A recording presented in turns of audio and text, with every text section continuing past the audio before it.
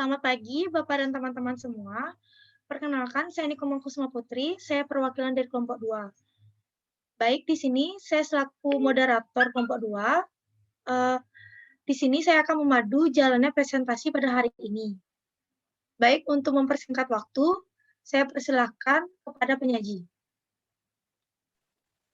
Baik, terima kasih kepada moderator. Saya dari kelompok 2 akan mulai presentasi asuhan keperawatan sehat jiwa pada remaja tentang penyalahgunaan narkoba pada remaja. Next. Adapun nama-nama kelompok kami. Next. Yang pertama, saya akan membahas tentang kesehatan jiwa. Kesehatan jiwa adalah kondisi di mana seorang individu dapat berkembang secara fisik, mental, spiritual, dan sosial, sehingga individu tersebut menyadari kemampuannya diri sendiri, dapat mengatasi tekanan, dapat bekerja secara produktif, dan mampu memberikan kontribusi untuk komunitasnya. Next. Definisi remaja. Masa remaja adalah masa peralihan dari masa anak-anak ke masa dewasa. Masa ini sering disebut dengan masa pubertas. Masa remaja berlangsung antara umur 10 sampai 19 tahun. Pada fase tersebut terjadi perubahan yang amat pesat baik secara fase biologis dan hormonal maupun di bidang psikologis dan sosial. Masalah kesehatan jiwa pada remaja perlu menjadi perhatian utama dalam setiap upaya peningkatan sumber daya manusia, di mana remaja merupakan generasi yang perlu disiapkan untuk aset kekuatan bangsa. Selanjutnya, presentasi akan dilanjutkan oleh teman saya. Baik, saya akan melanjutkan presentasi. Next. Saya akan menjelaskan tentang pemicu remaja menggunakan narkoba. Dampak buruk dari narkoba tersebut pada remaja tidak perlu diragukan lagi. Namun, kasus penyalahgunaan narkoba pada remaja justru semakin meningkat tiap tahunnya. Hal ini tentu sangat disayangkan karena narkoba tak hanya mengganggu prestasi akademik, tetapi juga berbahaya bagi kesehatan remaja tersebut. Adapun faktor yang dapat membuat anak-anak dan remaja lebih berisiko terjerumus dan menjadi pecandu narkoba, yaitu yang pertama faktor lingkungan, yang kedua faktor psikologis, yang ketiga faktor genetik, yang keempat faktor ingin tahu. Next. Penyalahgunaan. Penggunaan zat yang sudah cukup patologis sudah mulai digunakan secara rutin, minimal selama 1 bulan, sudah terjadi penyimpangan perilaku mengganggu fungsi dalam peranan di lingkungan sosial, pendidikan, maupun pekerjaan. Ketergantungan. Penggunaan zat yang sudah cukup berat telah terjadi ketergantungan fisik dan psikologis.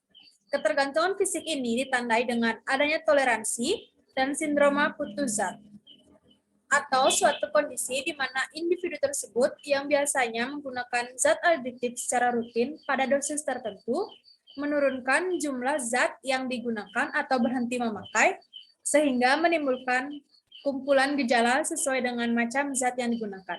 Next. Adapun dampak narkoba bagi remaja.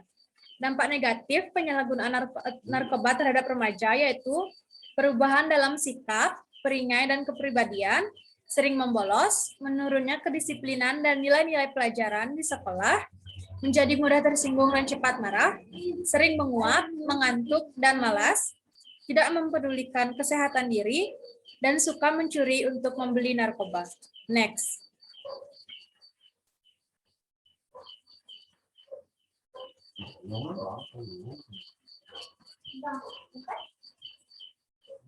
Next. Adapun pengkajian yang akan dikaji pada asuhan keperawatan.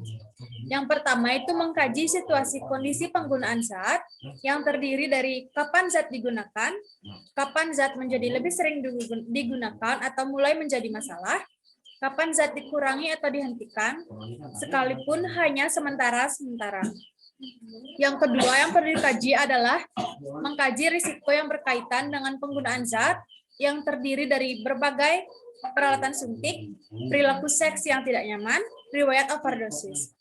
Yang ketiga adalah mengkaji pola penggunaan yang terdiri dari waktu penggunaan dalam sehari atau pada waktu menyiapkan makan malam, penggunaan selama seminggu, tipe situasi atau setelah berdebat atau bersantai di depan TV, lokasi, atau timbul keinginan untuk menggunakan napsa setelah berjalan melalui rumah bandar, adanya pikiran-pikiran tertentu, dan adanya emosi-emosi tertentu.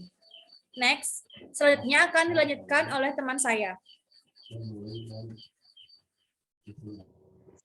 Baik, presentasi akan saya lanjutkan. Selanjutnya ada diagnosa.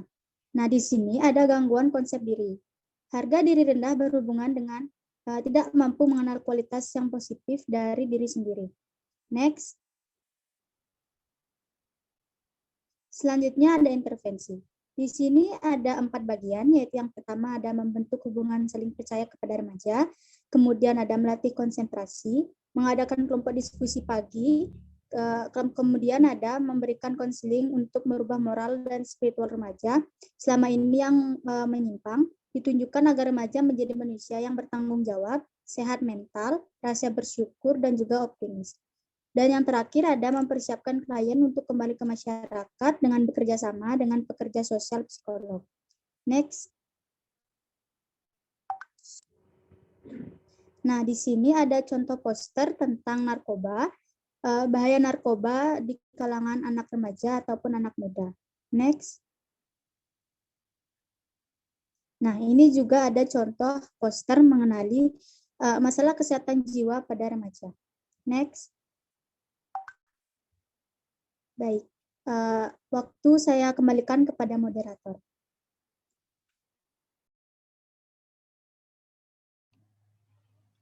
Baik, sekian presentasi dari kelompok 2. Jika ada kesalahan kata, mohon dimaafkan dan mohon dimaklumi. Sekian dan terima kasih.